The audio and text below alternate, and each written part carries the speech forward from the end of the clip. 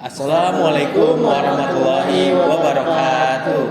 Kami dari kelompok 4 ingin mempresentasikan sebuah proposal bisnis.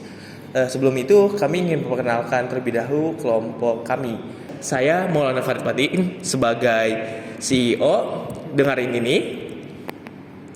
Saya Muhammad Rian Hermawan, saya CTO. Saya Elsa Nurdwi sebagai CFO. Saya Alfia Rima sebagai CFO. Saya Syahira Naswa sebagai CMO. Kenapa dengerin diperlukan? Lebih dari 85% Gen Z di Indonesia mengaku pernah butuh tempat curhat, namun hanya sebagian yang benar-benar berkonsultasi ke profesional.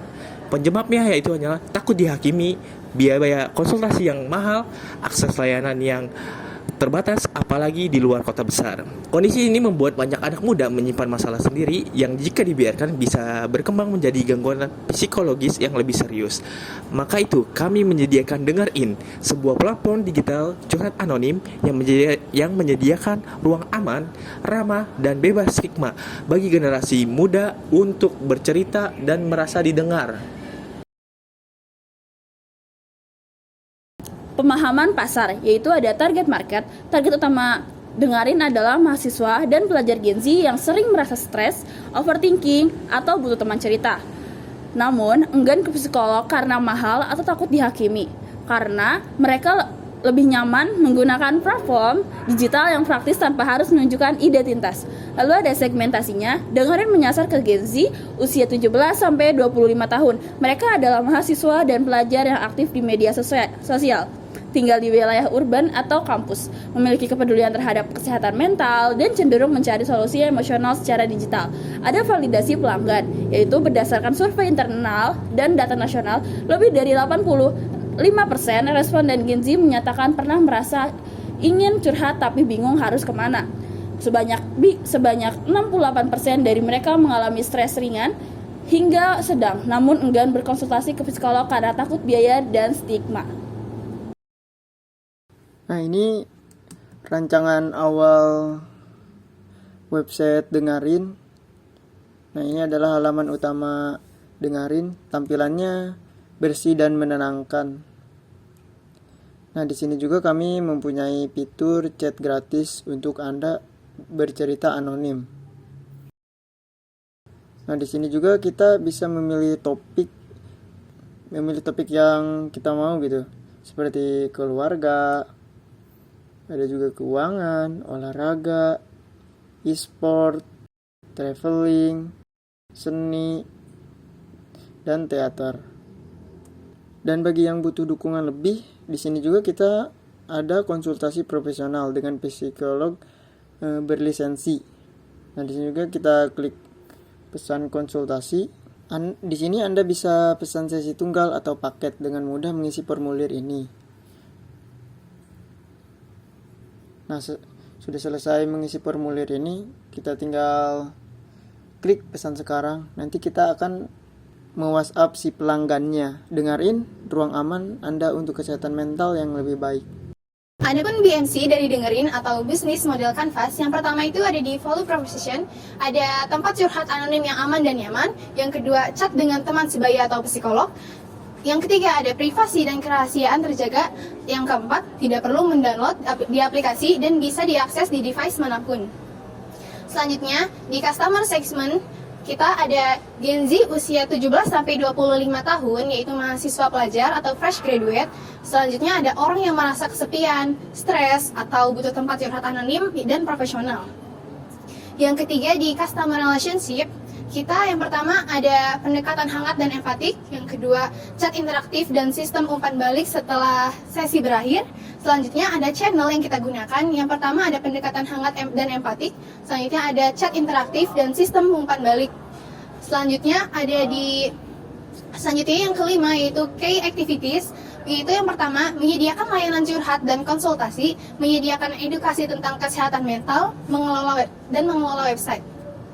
Yang keenam, di key resources, kita ada team development website. Yang kedua ada volunteer pendengar. Yang ketiga ada psikolog atau konselor profesional. Yang kelima, tools yang kita gunakan itu ada web chat, dan website WhatsApp. Selanjutnya yang ketujuh, kita ada key partner. Yang pertama itu komunitas kesehatan mental, yang kedua psikolog atau terapis bersertifikat lembaga pendidikan atau kampus, yang terakhir ada sponsor perusahaan. Dan selanjutnya ada cost struktur. Yang pertama ada pengembangan dan hosting website, yang kedua biaya operasional, yang selanjutnya ada kompensasi psikolog, yang terakhir promosi dan branding.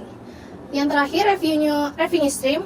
Yang pertama ada konsultasi berbayar dengan psikolog, ini per sesi atau paket, ada pilihannya. Selanjutnya ada kerjasama sponsorship. Selanjutnya ada go-to-market strategi dan aktivitas komunitas, yaitu ada untuk menjangkau pengguna, kami akan fokus pada promosi digital, menggunakan Instagram, TikTok, dan konten edukasi, motivasi, dan storytelling yang relatable. Berkolaborasi dengan influencer, mental health agar pesan kami lebih terjangkau. Di sisi offline, kami akan mengadakan event sharing season di kampus, menyebarkan stiker dan poster di titik-titik anak muda seperti di kafe dan perpustakaan. Selain promosi, kami juga membangun komunitas support group dan merekrut relawan sebagai pendengar untuk menciptakan interaksi yang hangat dan saling menguatkan. Selanjutnya di timeline pengembangan, yang pertama di bulan pertama kita ada riset pasar dan perancangan produk. Di bulan kedua kita ada pengembangan MVP, yang selanjutnya di promosi konten awal kita ada di bulan kedua juga.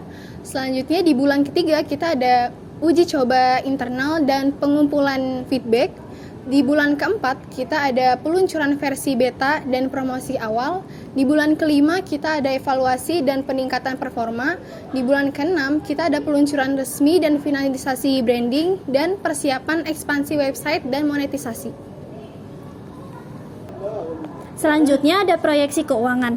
Estimasi biaya awal sebesar 20 juta, rinciannya yaitu pengembangan platform dan hosting sebesar 8 juta, chatbot dan sistem booking konsultasi sebesar 5 juta, konten edukasi dasar 2 juta, promosi digital 3 juta.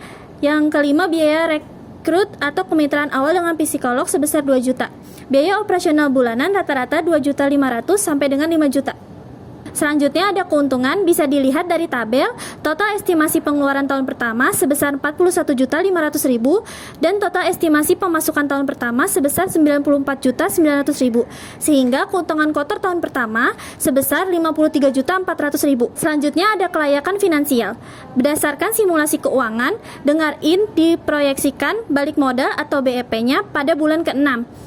BEP tercapai di bulan 6, saat itu akumulasi pendapatan sebesar 25.200.000 dan akumulasi pengeluaran sebesar 18 juta rupiah.